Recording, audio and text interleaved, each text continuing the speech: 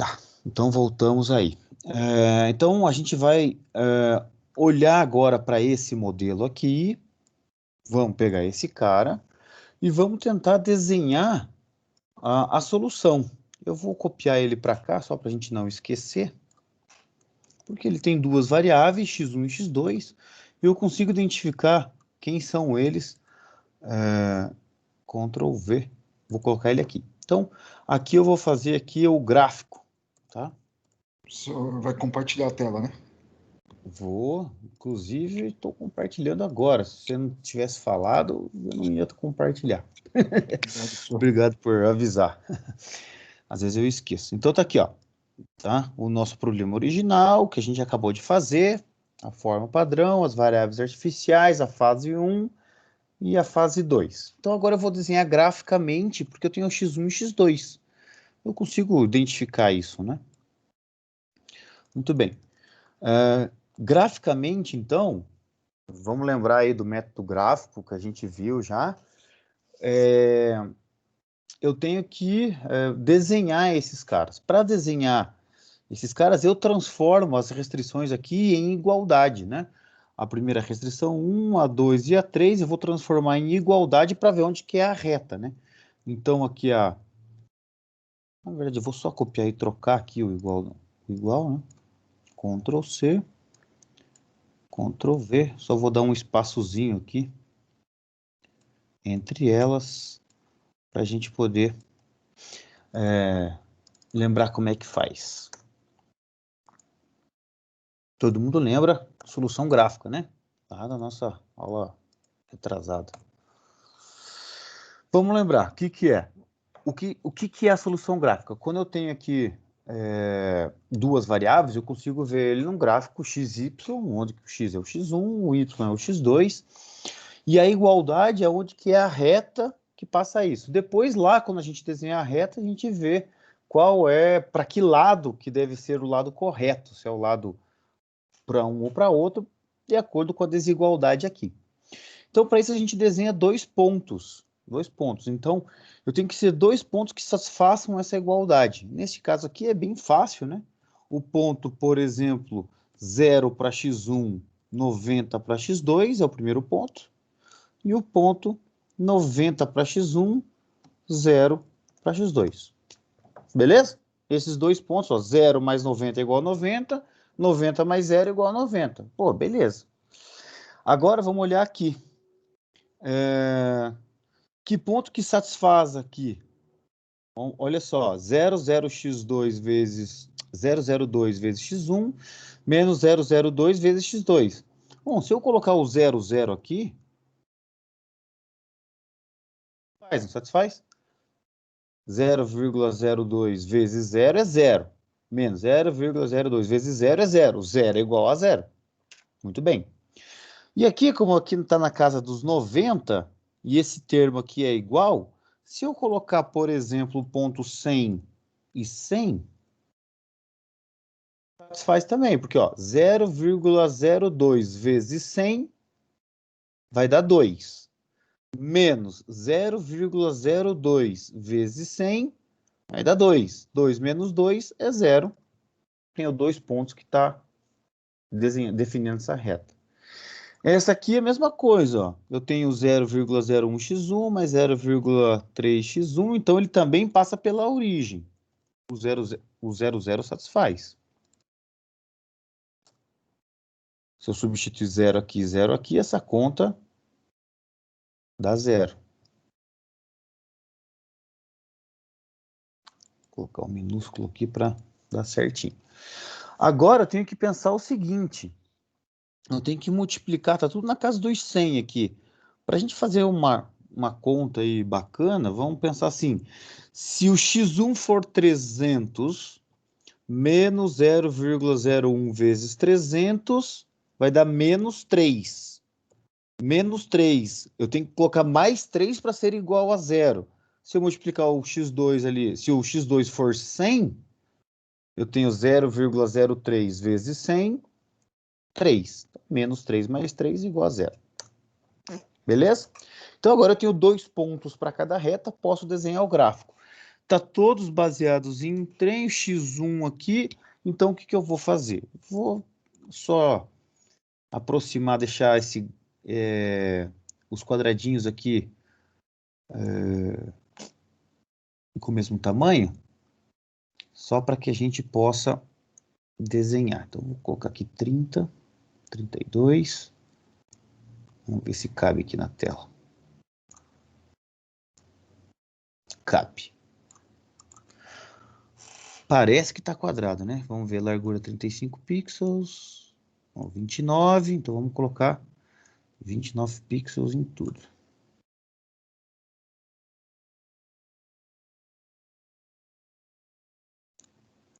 Bem, teoricamente, agora é um quadrado isso aqui, né?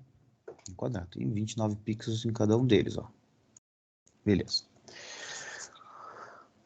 Muito bem, então eu vou fazer um gráfico aqui. Eu vou fazer um gráfico aqui, onde que cada quadradinho desse vai valer 10. Eu vou desenhar aqui um gráfico como a gente sempre fez. Então aqui é a borda da esquerda. Aqui eu vou fazer a borda da direita. Embaixo, né? Então eu vou colocar os pontos agora lá, tá? O primeiro ponto é o 0 e 90. Então eu vou colocar aqui, ó, 10. Deixa bem pequenininho esse número, só para a gente poder enxergá-lo. 10, 20. Beleza. E aqui a mesma coisa. 10, 20.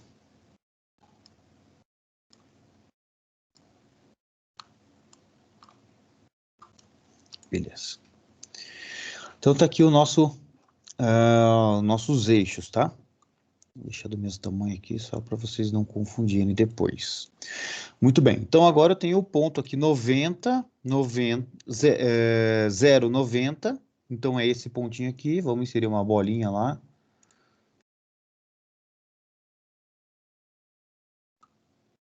Então tá aqui, ó, o pontinho 0, 90 é aqui, né? Lembrando sempre que começa aqui no 0, 10 é sempre o cruzamento de cima. Então, o 90 é aquele cara lá. Ctrl+C, Ctrl+V. E 90, 0. É sempre o da direita aqui. Tá aqui. Muito bem. Então, a primeira, vamos colocar essa restrição aqui em azul, só para a gente lembrar. Primeira, inserir uma retinha aqui agora.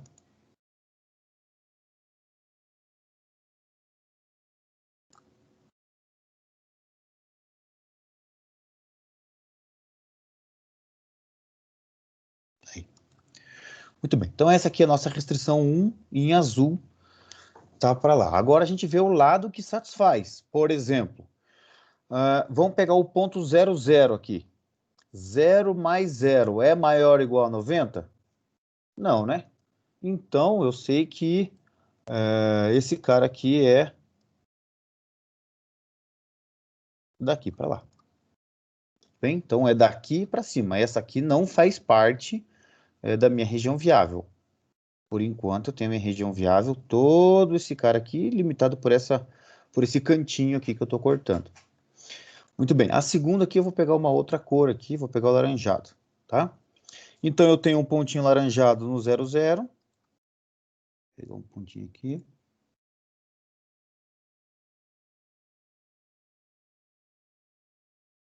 Ele tá por baixo. Vou fazer um outro aqui.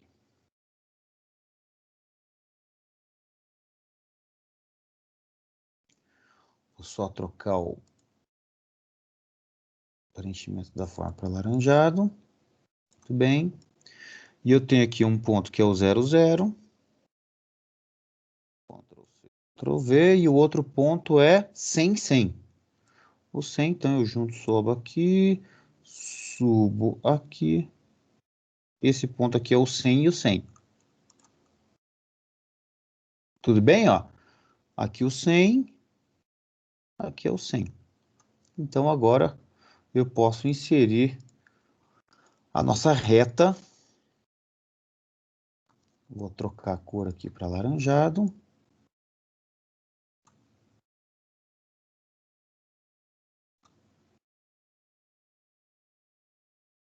Tá lá. A nossa reta sem 100. Então, daqui até para cima aqui, o quanto até acabar.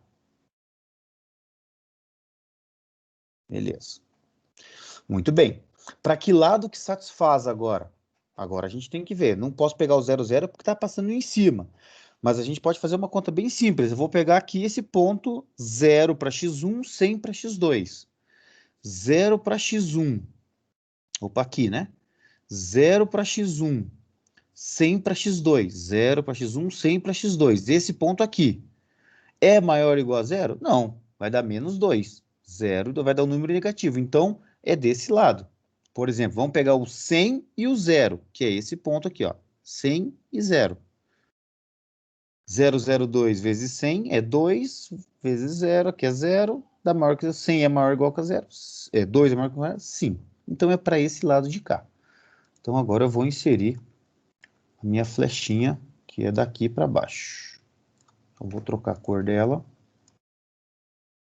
Muito bem. A terceira restrição, vamos colocar uma outra cor aqui, vamos colocar um verde. Eu também passo pelo 0, 0, então eu também vou colocar lá uma bolinha verde no 0, 0. E vou colocar menorzinho um pouquinho, só para a gente poder identificar aqui que tem os dois. Tá? E deixa eu colocar uma outra bolinha verde agora.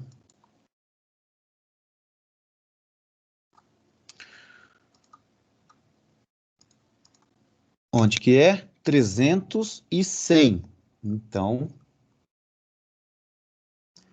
no 300 e no 100, 300 para x1, tá aqui o 300 para x1, 100 para x2, tá aqui 300 e aqui mesmo.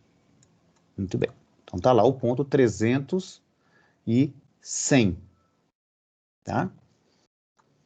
Muito bem. Então agora a gente pode inserir a reta dessa restrição. Antes disso, eu vou só colocar ela com uma cor diferente. Aqui é verde. Então, passando também pelo 0, 0, passando pelo 300 e 100. Para que lado que é agora? Muito bem. Vamos fazer um teste. Vamos fazer um teste. Vamos pegar aqui embaixo para ver o que acontece. Vamos pegar o ponto de novo. 100 e 0. Se eu escrever 100, aqui agora eu vou olhar aqui porque aqui tem a desigualdade. 100 para x1, 0 para x2, eu elimino essa parte. Menos 001 vezes 100 dá um número negativo, que não é maior que zero. Então, não é para esse lado do 100 e 00, é para o outro lado. Por exemplo, pego o 0 e 100. 0 para x1, 0 e 100 está aqui. A reta verde. Aqui é 100, vai dar 3, então dá positivo. Muito bem, então é do verde para cima. Verde para cima. Está aqui, daqui para lá. Então tá aí. Então a minha região viável é essa região aqui, que está abaixo do laranja, limitado pelo azul para cima e a verde para dentro. Então, toda essa região aqui que é uma região infinita, tá? Vamos lembrar disso. Então, essa aqui é a minha região viável. Tudo isso daqui. Muito bem. O meu gradiente, não vamos esquecer o gradiente de Z. Gradiente de Z é o ponto que está lá no 0,9, 0,3. Esse ponto aqui, se eu multiplicar por 100, é a mesma coisa que 90, 30. Tá? É a mesma direção. Então, se a origem é no 0, 0 e a ponta é nesse 0,903, como eu só quero a direção, o tamanho do gradiente pouco importa. É o 90, 30. Então, vamos pegar agora uma bolinha qualquer aqui, de outra cor. Uma bolinha preta, talvez, vai. Uma bolinha preta. E vamos colocar ele aqui no 90 30. Tá aqui. Vou colocar agora uma seta preta, que eu sei que é o gradiente, onde que é aqui na origem, e a ponta tá para lá. Tudo bem? Então, esse aqui é o meu gradiente aqui. Vou colocar até em escuro isso aqui, em preto. Vamos colocar assim um cinzão, tá? Beleza? Então tá lá, 90, 30. Ah, coincidiu de bater aqui, não tem problema nenhum. Só que eu não quero maximizar, eu não estou indo naquela direção, eu estou indo na direção oposta do gradiente, lembram? Se eu quero minimizar, eu vou fazer perpendiculares na direção oposta do gradiente, até tentar cruzar o menor, o último vértice coincidente entre uma dessas curvas de nível e um vértice da região viável. Região viável, esse triângulo, essa boca de jacaré aqui. Muito bem. Agora eu quero mostrar para vocês. Eu vou criar uma bolinha aqui, antes de qualquer coisa, vermelha, que vai ser a nossa solução. Vou colocar o maiorzão assim. Eu vou colocar uma borda vermelha, bem mais espessa. E sem preenchimento. Tá? Então, a gente sabe que isso aqui é a solução. Vamos dar uma olhada agora na solução inicial. Quando eu comecei aqui, eu tive que colocar o problema na forma padrão exigiu, pediu para mim, porque eu não tinha aqui a minha identidade, variáveis artificiais. Legal. Coloquei as variáveis artificiais, tive que fazer o metas duas fases, criando uma nova função objetivo artificial. Quando eu coloquei a nova função objetivo artificial, eu vou olhar só para ela. Preparei o meu quadro simplex até o ponto em que eu cheguei na primeira solução. E a primeira solução, olha só, primeira solução, eu não tenho nada aqui, concorda comigo? Olha, x6, x7, x8 estão na base, essa é a primeira solução. É a solução que está, é a primeira base. x1 vale 0, x2 vale 0, que é o que importa no meu gráfico. Logo, a minha primeira solução está aqui na origem. Muito bem. Fiz a primeira iteração. Quem entrou na base? x1 entrou no lugar do x7. Só que a primeira fase, o x1 vale 0. x2 vale 0 porque está fora da base. Então, a minha segunda solução também está aqui. Professor, mas por que isso acontece? Isso aqui é o que acontece quando eu tenho duas restrições. Veja que eu não tenho só duas restrições, né? Eu tenho mais o eixo x1 e o eixo x2, porque x1 e x2 maior ou igual a 0, estão passando pelo mesmo ponto. Olha só, 0, 0, 0, 0, tá? Quando duas ou mais restrições estão passando pelo ponto, às vezes a gente dá um passo do simplex sem alterar o valor da função objetivo, tá? Esse é um processo que a gente chama de ciclagem. Reparem que dessa solução, que a base é x6, x7, x8, eu tenho menos 90. Nessa solução, que a base agora é x6, x1 e x8, a minha solução continua menos 90. Então, a minha segunda solução continua no 0, 0, porque x1 vale 0 mesmo estando na base, x2 vale 0 porque está fora da base. Fiz mais uma iteração, vim para a terceira solução. Terceira solução, o x4 entrou no lugar do x6. Quando o x4 entrou no lugar do x6, o x1 passou a ser 90. Olha só, na terceira iteração, x1 passou a ser 90. x2 está fora da base, então x2 ainda não tem valor. x1 é 90, x2 é 0. Está aqui o meu ponto. Estou na região viável? Não. Região viável é abaixo da laranja, à direita do azul, acima da verde. É nesse espaço aqui que é minha região viável. Eu saí daqui para cá, mas não entrei na região viável. Muito bem. Vamos dar uma olhada no que aconteceu na outra iteração. X2 pediu para entrar. Quando X2 pediu para entrar, X2 entrou na base.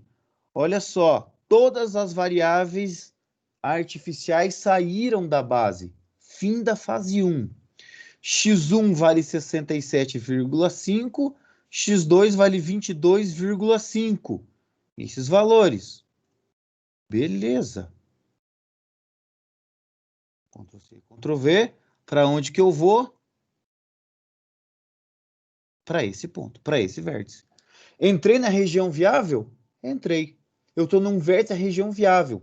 Repare que este ponto aqui é o 67,5, o 22,5.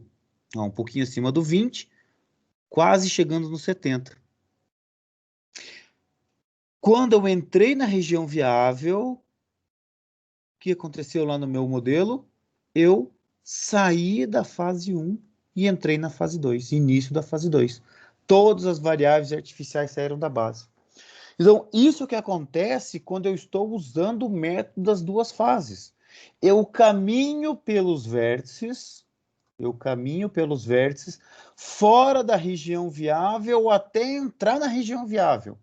Se eu entrar na região viável, significa que neste ponto é o fim da primeira fase.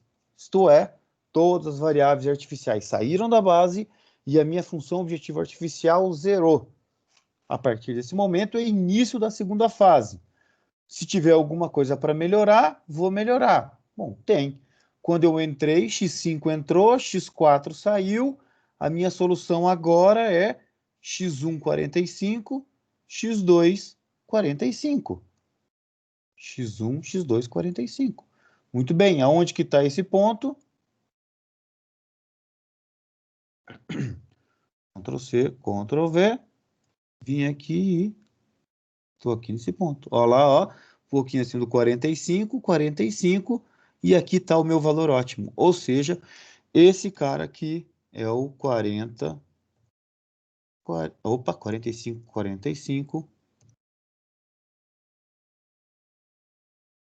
estrelinha, porque é a solução ótima. Onde que o meu Z aqui é Z e... Opa, por que foi lá para cima? Z igual a... Quanto que era? 67, não, 54. E aqui, obviamente, que o meu Z tem que ter uma estrelinha. Então, faz sentido, né? Se eu for pegar essa reta aqui, traçando perpendiculares, vai... Cheguei aqui, ando mais um pouquinho, quando eu chego aqui, esse aqui é o último vértice que cruza aqui, interseção com esse perpendicular ao gradiente aqui. Porque eu estou indo oposto ao gradiente, porque minha função objetivo é de minimizar. Se fosse maximizar a favor do gradiente, se for minimizar, contrário ao gradiente. Então é isso que acontece no método das duas fases. Por isso que a gente usa as variáveis artificiais, porque eu preciso andar entre aspas, pelo quadro simplex fora da região viável. Quando eu entro na região viável, a fase 1, que é a fase artificial, encerra-se e eu começo a fase 2, que é a fase das variáveis originais com as de folga. Tudo bem? Beleza? Ficou claro aí? Salvar. Olha só, eu já deixei aqui um exemplo para vocês fazerem depois. Vou colocar na lista de vocês, eu vou colocar essa planilha ali já nos nossos arquivos, e já vou deixar aqui, já deixei um exemplo aqui, um exercício para vocês fazerem todo esse processo aqui, igualzinho que eu fiz. Exatamente igual. Faz aqui o objetivo, faz forma padrão, variável artificial, faz a otimização pelo simplex, desenha o gráfico e eu quero ver o gráfico dessas coisas. Beleza? Esse aqui é um exercício. Muito bem. E aí, gente, agora a gente tem já como ferramenta... deixa eu voltar aqui agora para os nossos modelos. Isso aqui é de um livro, tá? Esse exercício aqui é de um livro, que é do livro do... Deixa eu só colocar 100% aqui.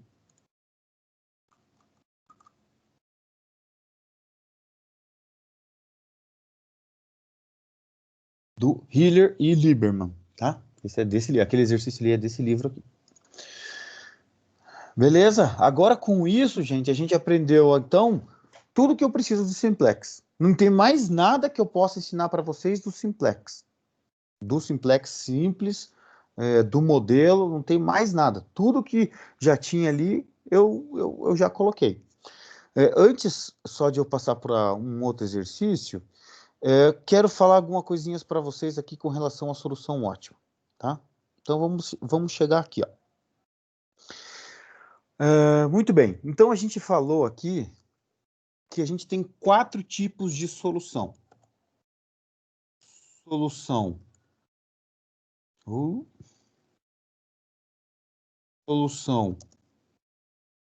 única, múltiplas soluções, solução infinita e sem solução ou infactível, inviável.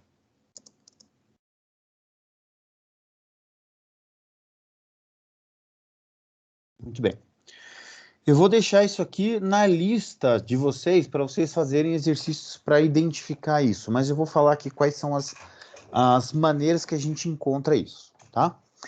Muito bem. Solução única. Quando é que a gente encontra? Tá? Solução única é como eu tenho aqui. Eu tenho variáveis na base, beleza, cada um com o seu valor, e todas as variáveis que não estão na base são zeros, tá tudo certo. Quando que eu tenho soluções, múltiplas soluções? Quando é que eu tenho aquilo ali, o meu gradiente perpendicular a uma restrição, eu vou colocar assim, ó, vou colocar aqui, colar valores, tá? Função objetivo, o Z. Então, essa aqui é a solução, um exemplo de solução única. Agora eu vou dar um exemplo aqui que se fosse múltiplas soluções, tá? Múltiplas soluções é o seguinte, quando eu chego na solução ótima, porém uma variável que não está na base, por exemplo, essa daqui, tivesse o valor zero. Ou seja, essa variável não está na base, mas tem um coeficiente na função objetivo zero. Quando isso acontece, se eu quisesse colocar o x4 na base, beleza, poderia colocar sem problema nenhum. O que ia acontecer? Eu ia colocar o x4, alguém ia sair, certo? Esse alguém, no caso aqui, quem ia sair era ser o x5, mas o valor de z não ia mudar. Isto é, eu tenho uma outra combinação, como eu tenho 3 restrições, nesse caso com 3 variáveis, que vai dar o mesmo valor de z. Por quê? Porque aqui está zerado. Então, uma variável básica que está com zero na linha da função, o coeficiente da função objetivo, no quadro ótimo, ninguém mais quer entrar. Se tem um com zero que é não básico, significa que tem múltiplas soluções ótimas. Muito bem. C, Ctrl V. Vamos voltar aqui para o 15, né, que era o original. Agora eu vou colocar aqui um exemplo de solução infinita. Solução infinita. Solução infinita é um negócio se fosse assim, ó. Se fosse assim. Eu vou até destacar aqui o que caracteriza cada tipo de solução. Solução infinita seria algo assim. Algo que alguém quer entrar na base, x3 quer entrar na base, tem um valor negativo. Mas na hora de eu calcular o bloqueio, não tem ninguém me bloqueando. significa que eu posso crescer indefinitivamente ou diminuir indefinitivamente, que eu não vou achar nenhum valor, porque não tem nada que me bloqueie. Isto é, qual que era a condição do bloqueio? Não era B divididos pelo A e J? Bom, só que a condição para o A e J valer para o cálculo do bloqueio é que esses valores aqui sejam estritamente maiores do que zero. Então, solução infinita. Se eu tenho alguém que quer entrar na base, ou seja, o valor do coeficiente da função objetivo é um negativo, tem um negativo lá, porém, ninguém quer sair da base. Eu não tenho como calcular o bloqueio. A minha coluna da variável que quer entrar na base só tem valores negativos ou zeros. Neste caso, eu tenho uma solução infinita. Significa que o meu z vai para infinito. Tá? O z tem valor infinito. Ou menos infinito, se for o caso, né? Infinito. Muito bem. E a solução que não tem solução ou infactível seria um caso assim. Deixa eu pegar aqui.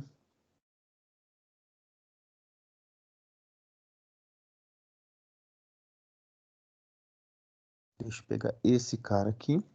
Ctrl C. Colar valores aqui. Então, eu sei que isso aqui é a função objetivo, original, fictícia. Eu sei que isso aqui é a função objetivo original e esse aqui é um Z.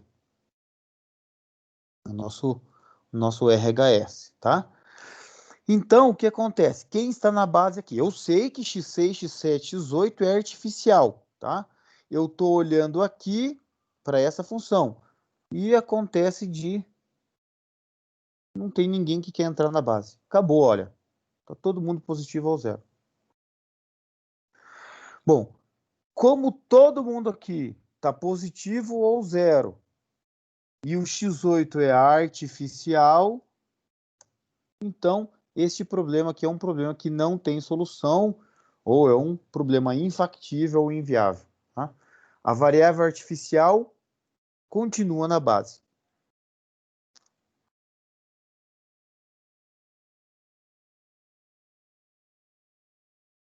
Então, no gráfico, ou melhor, no quadro simplex, essas são as 4 formas de eu poder identificar. Solução única, beleza. Solução múltiplas soluções. Eu chego no final, mas tem uma variável não básica com coeficiente zero na função objetivo. Solução infinita. Eu tenho um negativo que quer entrar, mas eu não consigo calcular o bloqueio, então ninguém quer sair. E a solução infactível, não tem solução, né? É quando eu faço a fase 1, eu chego no final da fase 1 e uma variável artificial permanece na base. Isto é, eu não tenho solução. Quando isso acontece, então, são as 4 condições. Eu vou colocar um exercício na lista de vocês, que eu vou colocar amanhã, que tem a ver com vocês resolverem isso daqui, que valor que tem que entrar, tal, para cada condição. Tá bom? Para vocês pensarem um pouquinho. É importante saber disso aqui, tá? Porque quando a gente vai identificar lá na solução da devolução do Gurob e do Simplex, principalmente, que ele vai me dar a solução, que ele vai me mostrar a infactibilidade, eu vou ter que tentar achar por que está acontecendo isso. Se eu deixei isso de algum lugar e tal, porque ele não vai me mostrar se a solução é, por exemplo, se é uma solução múltipla. Ele vai me trazer uma solução. Então eu tenho que saber identificar isso para poder fazer os ajustes necessários para ver se está certo, se está errado o que eu fiz, se o meu modelo está faltando alguma coisa, se o problema é assim mesmo, o que está acontecendo, tá? Beleza, então assim, agora sim essa planilha está completinha. Muito bem, para a gente não ficar aí só na... Vamos fazer esses exercícios aqui que são problemas que nós chamamos de problemas de corte, tá?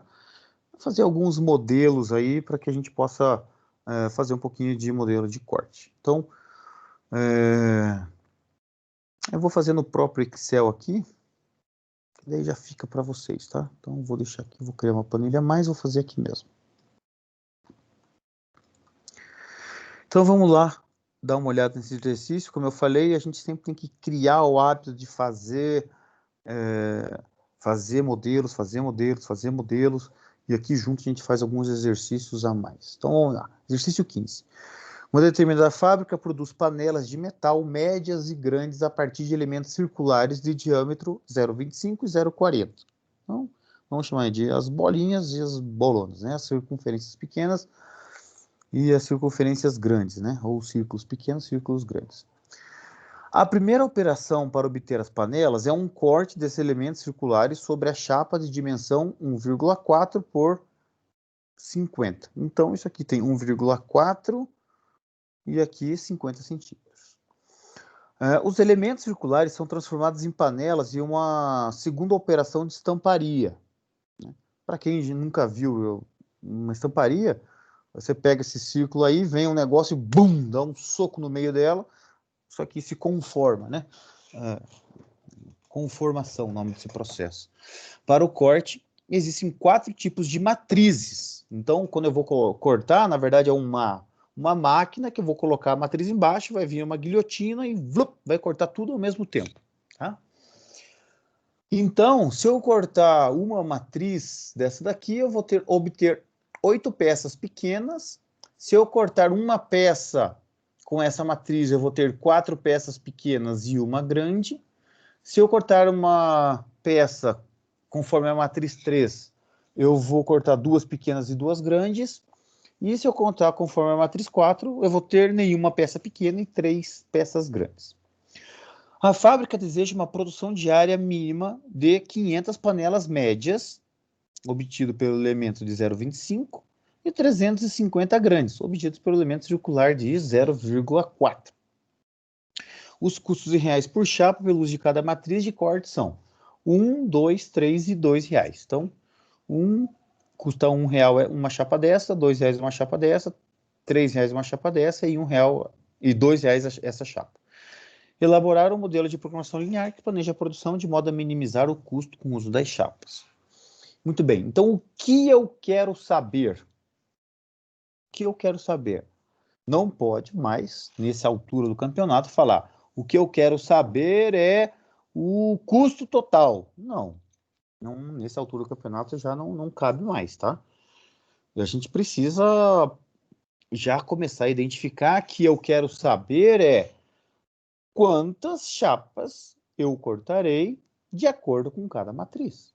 Então, a minha variável x1 é quantas chapas eu vou cortar da matriz do tipo 1, x2, quantas chapas eu vou cortar conforme a matriz 2, mesma coisa com 3 e 4.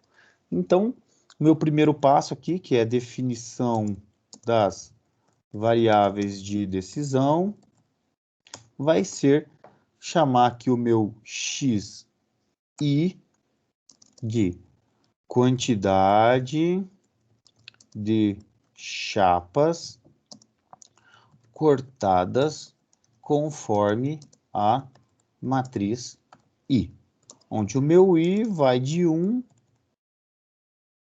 até 4. Muito bem, então agora já temos as definições das nossas variáveis.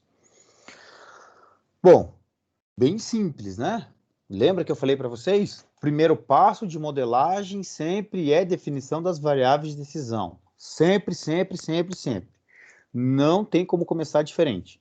Mas o passo 2 e o passo 3, passo 2, função objetivo, passo 3, restrições, pode ser feito em qualquer ordem. Qualquer um pode ser o segundo passo. Então, neste caso aqui, é muito rápido, muito fácil a gente ver a função objetivo, né?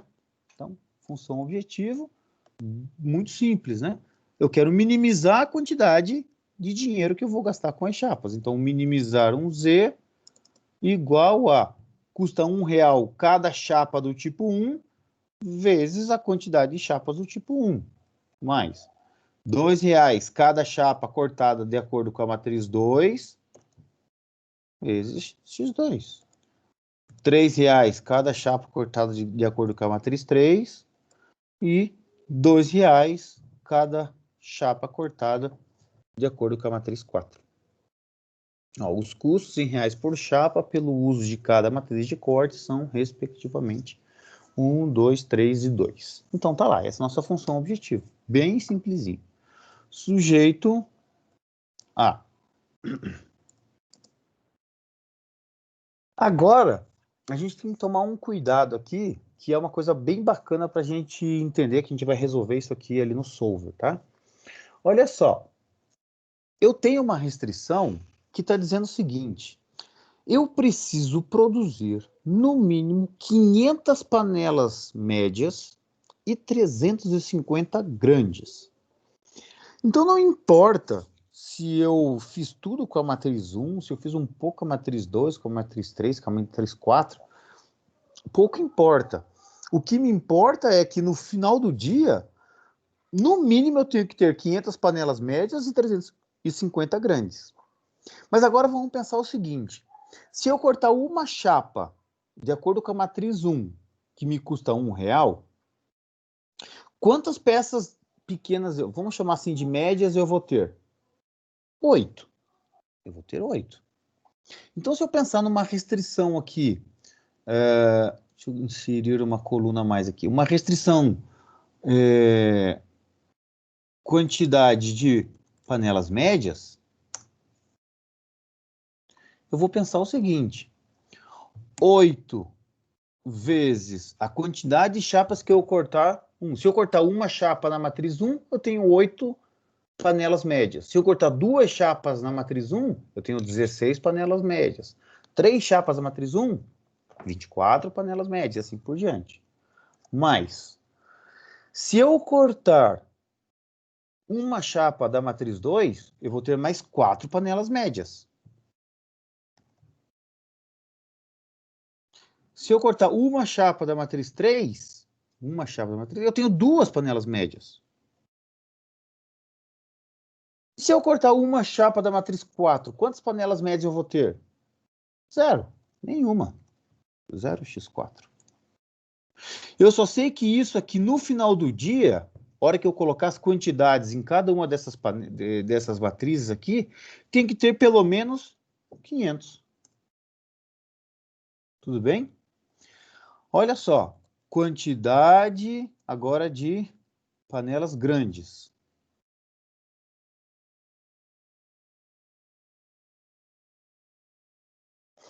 Quantidade de panelas grandes. Quantas panelas grandes eu corto a matriz 1? 0.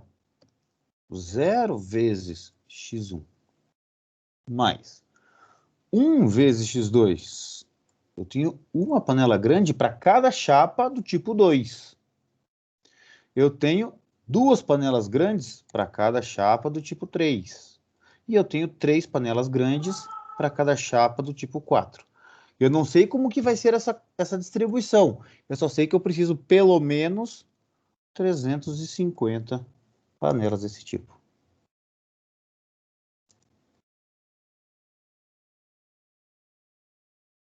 E aí, obviamente, que a quantidade de chapas que eu vou cortar tem que ser alguma coisa maior ou igual a 0. Certo? Então, esse é o nosso primeiro modelo aí. Vamos resolver ele para ver o que acontece? Vamos resolver ele. Então, vamos criar aqui agora x1.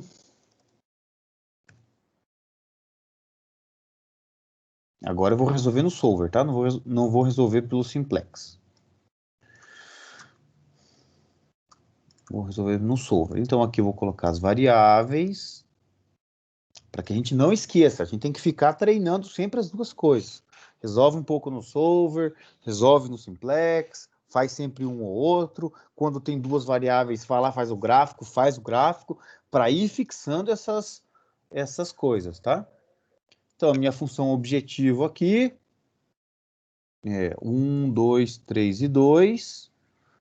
A minha primeira restrição é 8, 4, 2 e 0. Aí aqui eu vou colocar soma, maior ou igual que 500. E aqui é 0, 1, 2, 3. Vou colocar aqui o meu somatório, maior ou igual a 350. Bom, como é que a gente faz aqui? Somar produto. Fixo as variáveis. ponto e vírgula, tá aqui os meus coeficientes. Lembrando, o que o somar produto faz? Pega duas matrizes, dois vetores, de mesma dimensão, mesmo tamanho, primeiro vezes o primeiro, mais segundo vezes o segundo, mais terceiro vezes o terceiro. Nessa altura do campeonato, isso aqui tem que estar já na ponta da língua. Para quem não está aí, tá atrasado. Tá?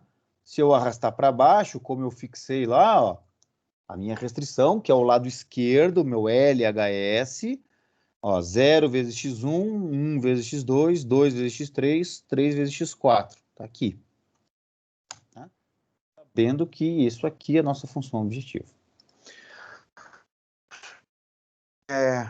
O que é importante aqui, gente? O que tem de diferente aqui, ou melhor, não é diferente, mas algo para a gente discutir. Que nesse problema simples, que é um problema de corte, com matrizes, que a gente chama, né, ou com padrões de corte, eu tenho que cada coluna aqui é um padrão de corte. É um padrão de corte. O que acontece? Eu posso tirar peças menores de uma peça maior. Em geral, nós temos um problema de corte, que é um problema de corte retangular, regular, tá? Onde que cada restrição é um pedaço, é um tamanho de peças menores. No caso aqui eu tenho dois tipos de peças menores, o círculo médio e o círculo grande, dentro de uma chapa retangular lá. Então esse aqui é um formato do tipo 8-0, é um padrão do tipo 8-0, 8 peças desse tipo, 0 desse tipo. Isso aqui é um padrão de corte do tipo 4-1, 4 média, 1 grande. Esse aqui é uma matriz com o padrão de corte 2-2, 2 médias, 2 grandes. Esse aqui é um padrão de corte tipo 0,3. Por que eu estou falando isso? Porque neste exercício, nós temos as matrizes. É dado para nós as matrizes. Entretanto, tem exercícios que não nos dão as matrizes, que é o exercício 16, por exemplo. Tá? Nós temos que construir as matrizes de corte, ou o que a gente chama de padrões de corte. Padrões de corte. Por que é importante a gente entender esses padrões de corte? Porque esta lógica de criar um padrão de corte, ela pode ser ampliada pensando em corte, ou melhor, até corte unidimensional, que a gente vai fazer mais para frente, um exemplo, mas corte, aqui eu tenho um padrão de corte bidimensional com peças, mas cortes bidimensionais onde eu tenho só as dimensões das peças. Eu não tenho um formato. Eu tenho uma chapa lá de 2,20 por 1,10 e eu quero peças de 10 centímetros por 30, de 25 por 25, de 40 por 20 e assim por diante. Então eu tenho que formar esses encaixes. Eu tenho que gerar esses padrões de corte. É uma possibilidade. Eu posso ampliar isso para o corte tridimensional, que dá origem ao nosso problema de carregamento de container. Ou seja, como é que eu vou conseguir encaixar um container? Por exemplo, existe um algoritmo que a gente cria um padrão de empilhamento e depois faz encaixes desses empilhamentos dentro do baú, que é um corte em duas dimensões. Então, essa lógica de criar padrões de corte, ela se repete em diversas aplicações. Né? Serve também para equipes, serve para diversas aplicações, mas a lógica sempre é a mesma. Eu crio um padrão dizendo, ou pode acontecer assim, ou pode acontecer assim, ou pode acontecer assim, e eu vou dizer qual deles que eu vou escolher. Qual deles que eu vou escolher? Poderia ser um corte de investimento. A primeira maneira de investir é 3 nesse tipo de ação, 2 desse investimento e 5 naquele unidades monetárias naquela tipo de poupança. O outro é 5 naquelas ações, 3 não sei do que, e 0 na poupança. E assim, eu posso criar padrões de investimento. Eu quero selecionar quantos daqueles padrões que eu vou escolher, dado uma quantidade de dinheiro que eu tenho, ou o maior retorno possível, num padrão de comportamento. Tá? É a mesma lógica que funciona sempre. Beleza? Então, isso que é importante, identificar esse padrão de corte que a gente tem aqui, ó. 80412203. Sempre na mesma ordem, para que a gente possa saber qual posição, o que significa em cada posição. Aqui é médio e aqui é grande. Então, agora vamos resolver isso daí, né? Inserir aqui, ou melhor, dados, solver. Então, tá lá. Deixa eu puxar isso aqui um pouquinho mais para cá, para que a gente possa enxergar aqui. Lembrar de novo, né, que como que a gente faz o solver, né? Então eu tenho a função objetivo, por isso que eu deixo em amarelinho lá, para não esquecer que ali é a função objetivo. Tudo bem. Nesse caso aqui eu quero minimizar, nem maximizar, nem atingir um valor, quero minimizar. Alterando as minhas células variáveis, essas que eu coloquei borda. Ah, por isso que eu coloco borda, é exatamente por isso. E aqui eu só tenho um conjunto de restrições. Adicionar, que é essas duas quantidades aqui, maior ou igual, e essas duas demandas que eu tenho. Só tenho essa de restrição. Já vou aqui, as variáveis não negativas já está clicado. Linear simplex, linear program simplex, e vou resolver. Ok. Muito bem. Então, aqui, teoricamente, a gente tem uma resposta aí, né? Eu vou cortar 62 chapas do tipo 1, mais meia do tipo 1, e 116 chapas do tipo 4, e mais 66% da chapa. Fica estranho, não fica, gente? Não é estranho a gente falar isso? Isto é, aqui é um exemplo de que as variáveis já não são mais contínuas. As variáveis são variáveis inteiras. Eu não posso cortar metade de um, porque é uma estamparia. Vai vir uma máquina de corte e fazer BUM! E cortou tudo de uma paulada só. Tá? Então, se elas são inteiras, ou é 62 ou é 63. Ou é 116 ou é 117. Quanto que é? Não sei. Vamos lá no solver. Primeiro contato que a gente está fazendo aqui, eu vou adicionar uma restrição. Qual que é a minha restrição que eu vou adicionar? Eu vou adicionar aqui as minhas variáveis são inteiras. Só isso. Quando eu faço isso aqui, eu já estou resolvendo um problema inteiro, tá? Olha só, para não dizer que eu estou influenciando aqui, eu vou fechar e vou apagar essa solução. Não tem nada aqui, ó, deletei. Voltei, ó, tá lá, o número inteiro ficou, LP simplex. Muito bem. Resolver. Legal. Agora, gente, aqui eu já não estou mais resolvendo só o simplex. Eu estou resolvendo um algoritmo chamado branch and bound. Mas essa é a minha solução. Ou seja, é uma metodologia que a gente vai ver daqui para frente um pouquinho. Daqui a pouco eu vou explicar como é que funciona. Mais algumas aulas eu explico como funciona. Mas agora eu tenho uma solução inteira aqui, ó. 63 e 117. Essa é a minha quantidade que eu tenho que fazer. A solução anterior, que é sem colocar as variáveis inteiras, eu resolvo pelo simplex, normal. Pelo simplex, normal. Se eu precisar das duas fases, eu uso. Se eu não precisar, não uso. Beleza. Esse aqui já é uma metodologia que usa o simplex diversas vezes. Ou seja, para resolver um problema inteiro, eu tenho que resolver vários simplex. Vários simplex. Para a gente entender isso, a gente vai ter que entrar depois lá em dualidade, e aí entra no algoritmo do branch and bound. Mas isso fica para as próximas. Tudo bem? Tranquilo esse modelo aqui? Molezinha, né? Beleza, vamos fazer mais uma aí para a gente poder ir embora feliz hoje. Sei que é cansativo, mas nós temos que fechar aqui o conteúdo. Vamos fazer esse 16. só para a gente entender a lógica do que eu estou querendo falar. Olha só. É um problema pequenininho, tá vendo? É só isso aqui. Uma fábrica necessita cortar uma fita de aço de 12 centímetros de largura em tiras de 2,4, 3,4 e 4,5 centímetros de largura. As necessidades globais das tiras são... Então, olha só, eu tenho uma tira de 12 centímetros de largura e eu vou criar uma faca, imagine um rolo, onde que eu vou passar esse rolo, eu vou desenrolando esse cara, enrolando na outra, desenrolo aqui para enrolar ali.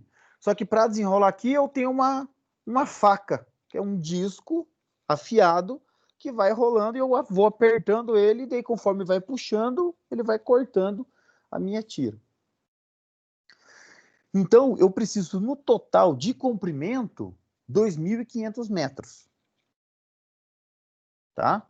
Vamos pensar o seguinte, imagine que eu estivesse pegando essa fita aqui, essa bobina, vamos dizer assim, de 12 centímetros de comprimento, e eu estivesse colocando 5 pedaços de 2,4. 2,4 vezes 5, 12. Então daria certinho, né? Como eu só corto, não tem perda nesse corte aí, vai dar certinho. Então, se eu preciso 2.500 metros de fita 2,4, e eu sei que se eu cortar 5 tiras de 2,4 dessa bobina, bom, eu preciso de 500 metros cortado dessa forma, 2,4, 500 metros, porque daí eu vou ter 500 vezes 5, 2.500 metros. Então, esse comprimento total que eu preciso é a soma de todos os comprimentos, né? Eu posso emendar uma fita na outra, tá? Que tenham 2,4 centímetros. Muito bem. Só que o que eu acabei de fazer, 2,4, 2,4, 2,4, 2,4, 2,4, é um padrão. É um padrão. Olha só, eu tenho uma tira aqui de 4,5.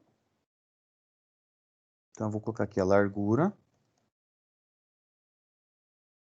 0,5, 3,4 e 2,4.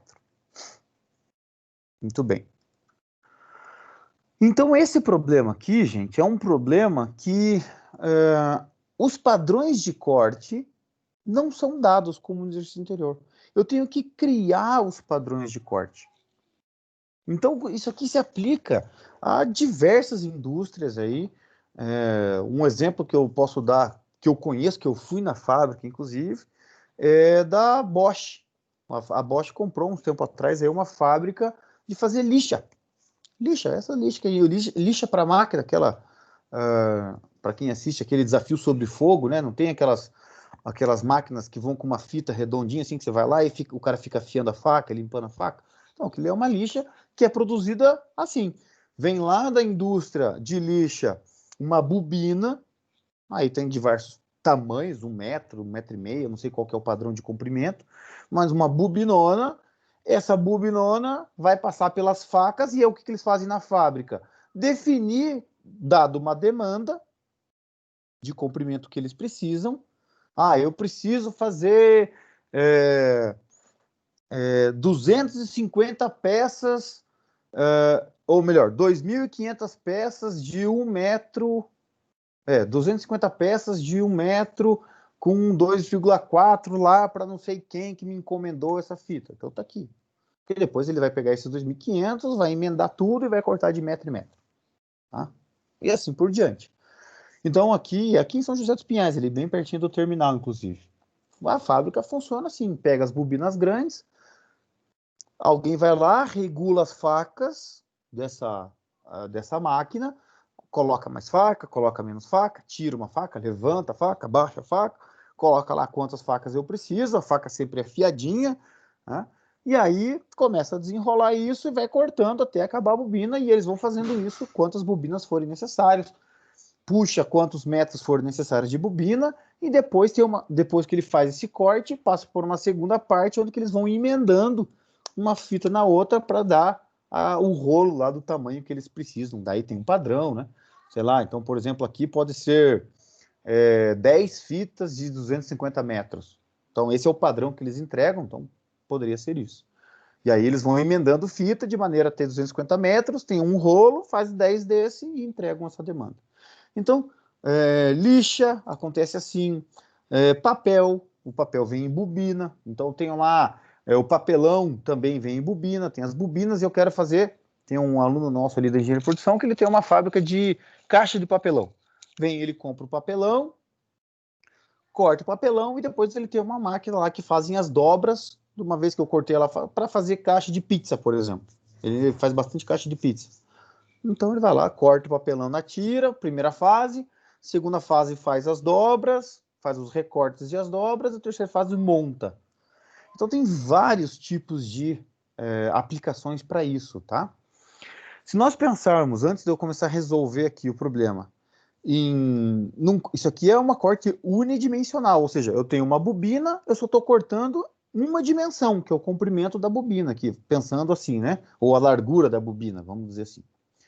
E aí eu vou puxar quanto de comprimento for necessário. Mas eu poderia ter um corte do tipo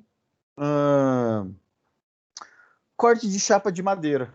Imagine que eu tenho uma marcenaria, a madeirite, geralmente, ou as chapas de compensado, né? Madeirite é uma marca. As chapas de compensado, elas são, em geral, de 1,10 m por 2,20 m. E dentro desse compensado, eu tenho várias espessuras e tal, eu tenho demandas para fabricar carteiras escolares, fabricar mesas, fabricar estantes. Então eu tenho peças lá, peças de 40, 50 centímetros por 30, peças de 60 centímetros por 20 e assim por diante, para colocar numa linha de produção. Ou seja, eu tenho que tirar retângulos de retângulos menores de retângulos maiores. Né? Eu poderia pegar esse corte bidimensional, pensar também, por exemplo, na indústria de couro. Indústria de couro. Imagine que eu tenha lá o couro, já conseguiram fazer melancia quadrada, mas um boi e uma vaca quadrada ainda não conseguiram. Então, não tem um pedaço de couro regular. Né? O couro é todo irregular. E eu tenho lá o formato dos calçados, né? Então eu planifico lá a peça, que pode ser um sapato, uma bota, um cinto, uma jaqueta. Eu planifico a peça e eu tenho que encaixar essas peças, que são irregulares, em um tamanho, um couro, geralmente de bovino, também irregular. Então o corte pode ser unidimensional, que é o que nós estamos fazendo. O corte pode ser bidimensional regular, por exemplo, no caso de chapas. O unidimensional a gente pode fazer, por exemplo, corte de fios, corte de bobinas de papel, de bobinas de aço, cortes de madeira. Então, imagine que eu tenho que fazer lá, eu tenho ripas, eu tenho que fazer estacas de ripas de tamanhos diferentes, por uma construção, por uma cerca, seja lá o que for. Então eu vou tirar de um pedaço maior, pedaços menores. Eu só estou olhando para o comprimento dessa ripa. Bidimensional regular e irregular, até chegar nas peças, nos problemas de corte tridimensional, que são os carregamentos do container, que também pode ser regular ou irregular. Então eu posso pegar caixas pequenas ou paralelepípedos pequenos e colocar dentro de paralelepípedos maiores, que é o que a gente faz com o carregamento de caminhões, por exemplo, caminhões baú. Ou até na formação de um pallet logístico, eu tenho que pensar nisso. Eu quero colocar lá, vamos pegar lá o caso da BRF, eu tenho que colocar lá caixas de pizzas congeladas, hambúrguer congelado, eu tenho caixas pequenas que vão dentro de caixas maiores, essas caixas maiores vão formar um pallet, que tem uma certa largura, que tem um certo comprimento, que tem uma certa altura. Então, tudo isso, todos esses tipos desses problemas eles são baseados em problemas de corte, gente. Com essa mesma lógica de criar um padrão. Então, como é que a gente faz isso, né? Eu tenho aqui as demandas desses caras aqui, ó.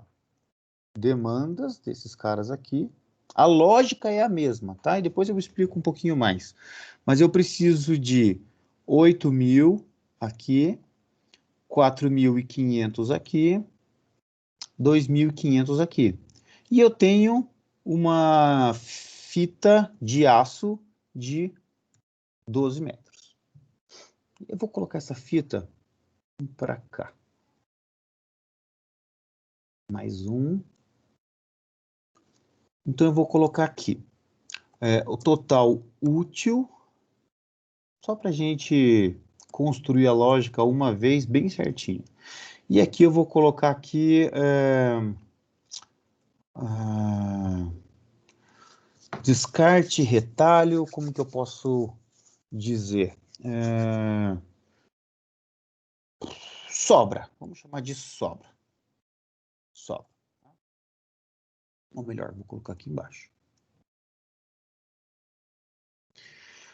Muito bem. Então, como que é isso, tá? Vamos pensar, se a gente tivesse, obviamente, uma maneira de fazer isso, existem várias maneiras, mas uma maneira manual de fazer esses padrões de corte, eu vou chamar aqui de padrão 1, e aí depois eu vou só aumentando, padrão 1, padrão 2, padrão 3, e assim por diante. Se eu colocar, então agora aqui eu vou criar uma multiplicação, tá? Aqui é a quantidade, somar produto. Eu não estou fazendo o modelo ainda, tá? Eu só estou criando os padrões, só que eu vou fazer de uma maneira, usando as fórmulas do Excel para ficar mais fácil para a gente aqui. E aqui eu vou colocar as quantidades de cada um. Muito bem. Então eu tenho um primeiro problema para resolver o problema de corte. Para eu chegar no mesmo modelo do anterior, eu tenho que criar essas matrizes. Então vamos pensar o seguinte. Se eu colocar aqui uma peça dessa, 0 dessa e 0 dessa, 4,5. O que me sobra disso? Me sobra sempre isso aqui, que é 12, que é a largura da fita, menos o total útil até agora. Pô, sobrou 7,5. Dá para colocar mais uma de 4,5? Dá. Então vem aqui e coloco mais uma de 4,5. Sobrou 3. Dá para colocar mais uma de 4,5? Não, não dá. Então 4,5, 4,5 dá 9, sobra 3, não dá. Dá para colocar uma de 3,4? Não, não dá, porque a minha sobra aqui é só de 3. Dá para colocar uma de 2,4? Dá. Então eu coloco.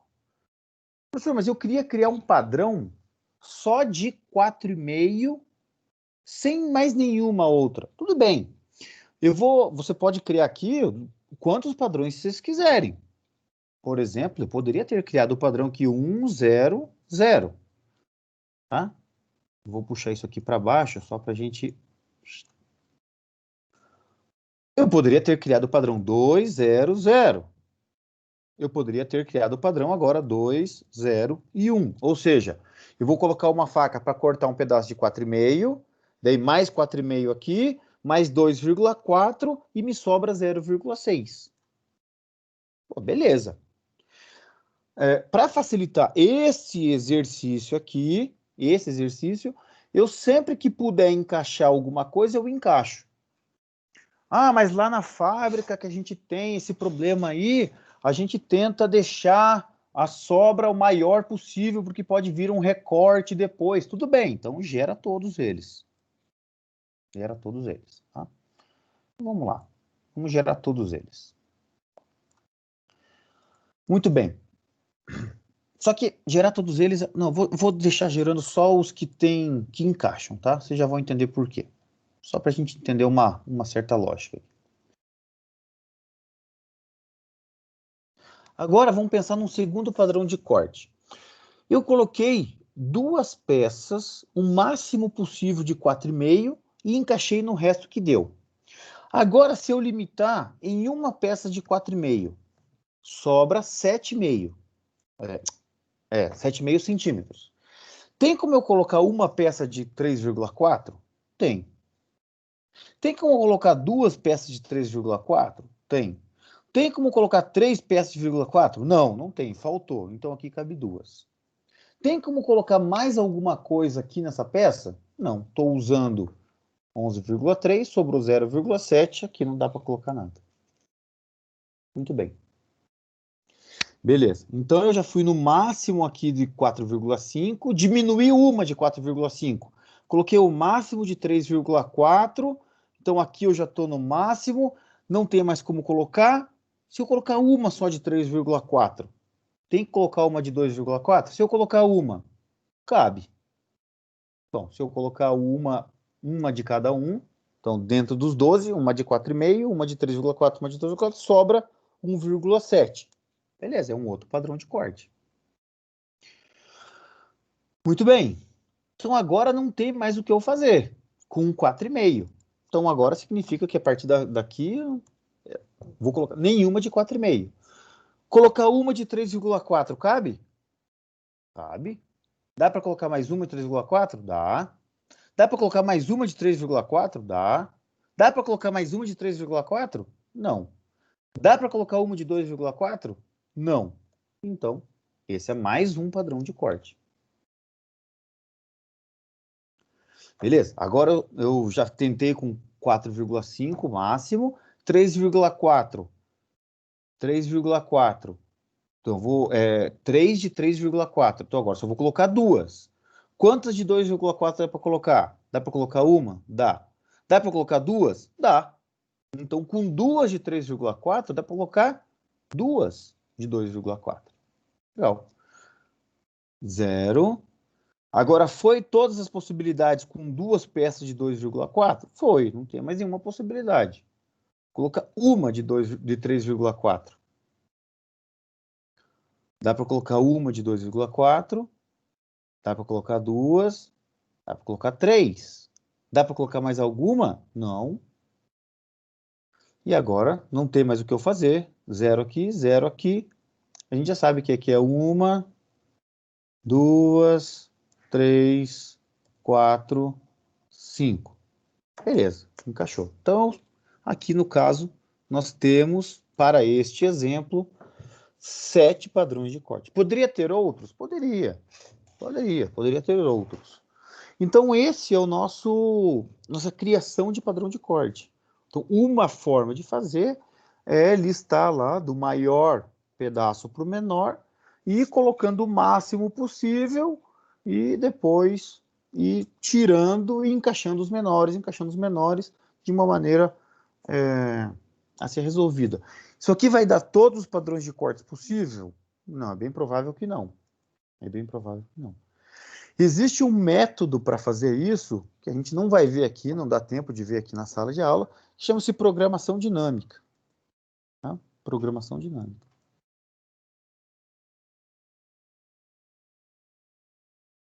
Essa programação dinâmica, ela tem um algoritmo lá que na verdade, chama-se algoritmo de geração de números úteis. Tá? Algoritmo de geração de números úteis. Então, para quem quiser ficar interessado ou que tem algum problema aí na dissertação ou na tese que vai querer, na tese, na dissertação, na pesquisa, lá na empresa que trabalha, que vai querer, que tem um problema de corte, que tem que gerar os padrões, então tem essa técnica aí, que é uma técnica chamada programação dinâmica, e um algoritmo, que é o algoritmo de geração de números úteis, que gera todos os padrões possíveis unidimensional, que é esse caso aí, tá? Muito bem, beleza, professor, mas aqui, ó, eu tenho aqui uma certa quantidade aqui, e agora? O que eu faço? Bom, então agora a gente pode montar o modelo, né? O modelo, gente, Mesma coisa.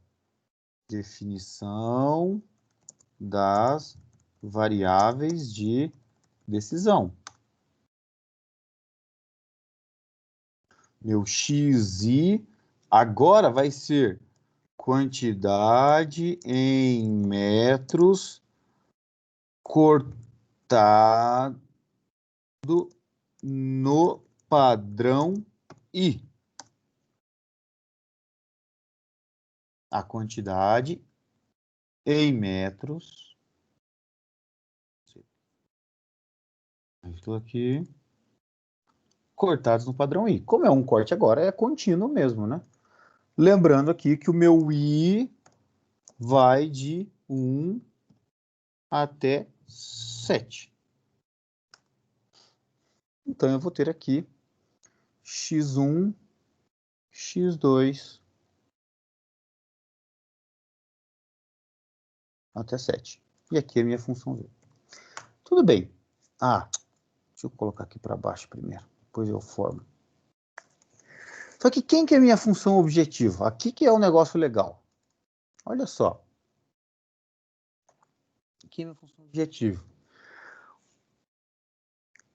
Se a gente pensar que eu vou cortar, imagine que eu corte 1 metro no padrão 1.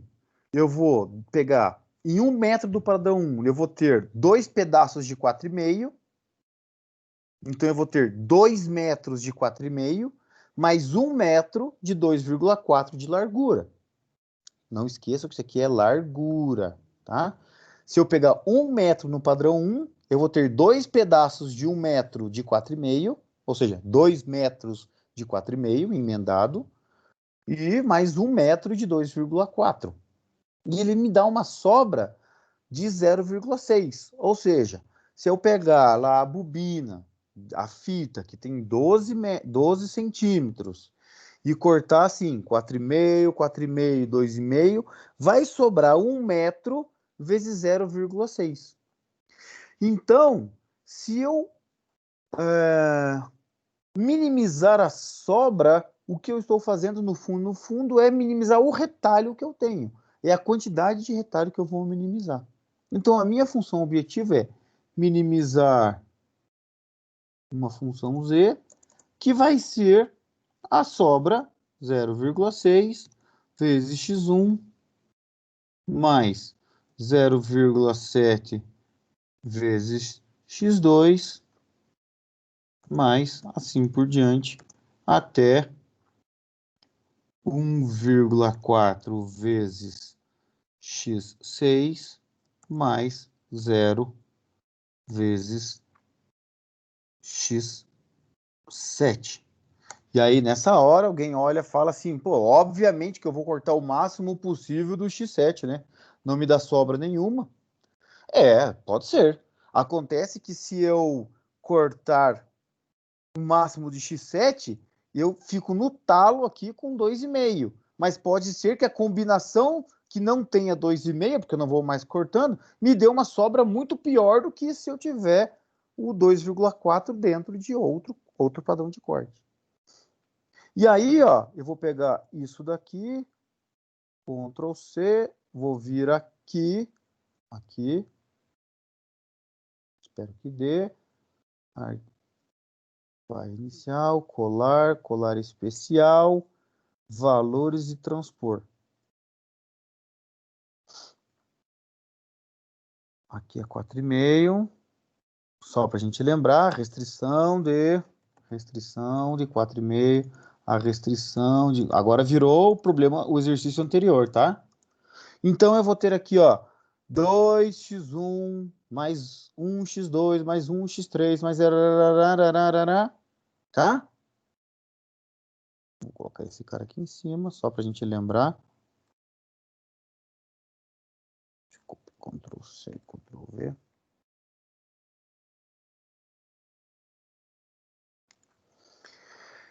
Isso aqui agora, essa quantidade aqui vai ter que ser maior ou igual a 2.500. Não, 4,5 é 8.000. Maior ou igual a 4.500. maior ou igual a 2.500. Obviamente, né, gente, que eu tô falando que isso aqui é 2 vezes x1 mais 1 vezes x2 mais 1 vezes x3 mais e assim por diante. Tá? Vou fazer o primeiro aqui, vai. Vezes x4 mais 0 vezes x5 mais 0 vezes x6 mais 0 vezes x7. E daqui para frente vocês continuam. Tá? Então, vou colocar na lista esse cara aqui também. E aí a gente vai ver se a gente vai cortar o padrão 7, que não tem sobra nenhuma, se vale a pena.